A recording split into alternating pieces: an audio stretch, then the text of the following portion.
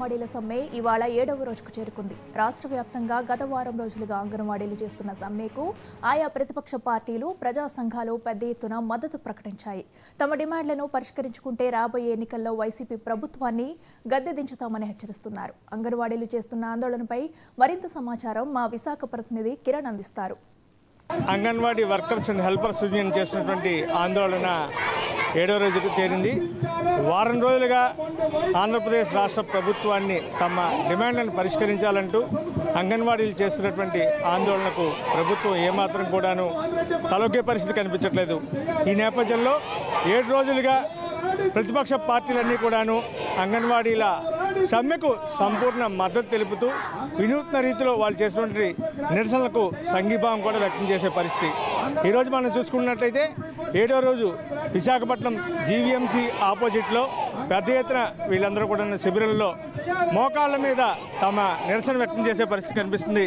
మనం ఒకసారి చూసుకున్నట్లయితే మహిళలందరూ కూడాను పెద్ద ఎత్తున ఆందోళన సాగిస్తున్న పరిస్థితి. దీనికి సంబంధించి ఇక్కడ ఉన్నటువంటి జిల్లా అధ్యక్షురాలు అదేవిధంగా కార్యదర్శి కూడా మనతో ఉన్నారు. వాళ్ళని అడిగి వీళ్ళ డిమాండ్లను ఏ రకంగా వీళ్ళు పరిష్కరించుకునే పరిస్థితి ఉంటుందో తెలుసుకుందాం.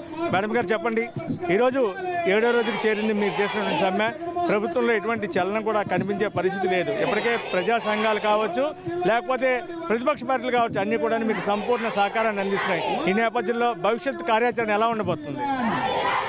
ఈరోజు అంగన్వాడీల సమ్మె 7వ రోజుకు వచ్చింది. అయినా సరే రాష్ట్ర ప్రభుత్వంలో ఎటువంటి చలనం కూడా కనిపించలేదు. అందువల్ల ఇప్పుడు ఈరోజు మాకు ప్రజాప్రతినిధులే కాదు, అలాగే రాజకీయ సంఘాలు అవనివ్వండి, ప్రజా సంఘాల నాయకులు అవనివ్వండి, అందరూ కూడా మద్దతు తెలుపుతున్నారు. అలాగే అన్ని పార్టీల నాయకులు కూడా వచ్చి మీరు మాకు ఒకసారి ఇస్తే మీకు కూడా మేము వేతనాలు పెంచి 18,000 రూపాయలు వేతనం ఇస్తామని చెప్పేసి వాళ్ళు ఇప్పుడు మాకు మాట ఇస్తామని చెప్పేసి చెప్తున్నారు. అయినప్పటికీ కూడా ఒకటే చెప్తున్నాం, మేము జగన్మోహన్ రెడ్డి గారు మా కోసం సానుకూలంగా ఆలోచిస్తారని చెప్పేసి ఇంకా మేము నమ్ముతున్నాము అంగన్వాడీలు గాను. ఎందువల్లంటే ఆయన ఈ 4 సంవత్సరాల పరిపాలనలో మాకు ఎటువంటి మంచి చేయకపోయినా ఇప్పుడైనా సరే మాకు మంచి చేస్తారేమో అని చెప్పేసి మేము ఆలోచిస్తున్నాము.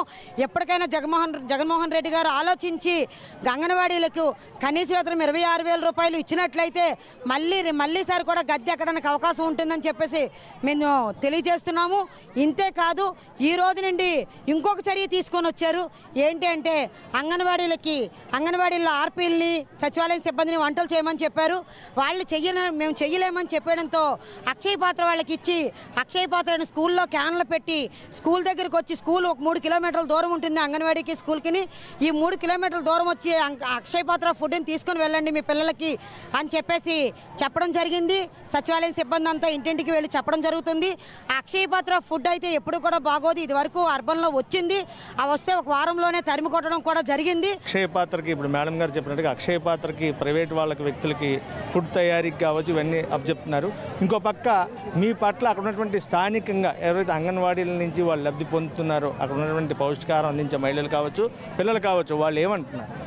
అక్షయ పాత్ర అయితే వద్దంటున్నారు సార్. ఎందుకంటే గతంలో కూడా వచ్చిన దాన్ని అది బాగోలేదని ఉద్దేశం మీద కానీ పంపించారు. ఎందుకంటే గతంలో వచ్చిందంతా కూడా డస్ట్బిన్లు నిండేవి, అవి పశువులు తిని బతికేవి అవి అయితే ఇంతకుముందు.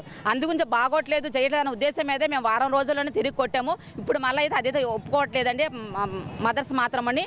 కానీ మా అంగన్వాడీ టీచర్స్, మా హెల్పర్సే కావాలి, వాళ్ళు చేసిన ఫుడ్డే మేము తింటాము, మా పిల్లలకి అదే ఆరోగ్యము.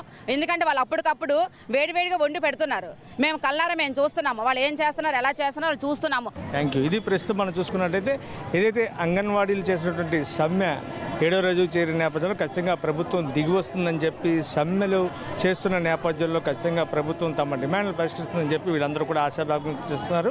రాబోయే రోజుల్లో ప్రభుత్వం కానీ తమ డిమాండ్లు పరిష్కరిస్తే రాబోయే రోజుల్లో ఖచ్చితంగా మళ్ళీ జగన్ సర్కార్కే తమ పట్టం కడతామని చెప్పి కూడాను అనడం జరుగుతుంది. కెమెరామెన్ రాజు, కిరణ్ కుమార్, 99 టీవీ వైజాగ్.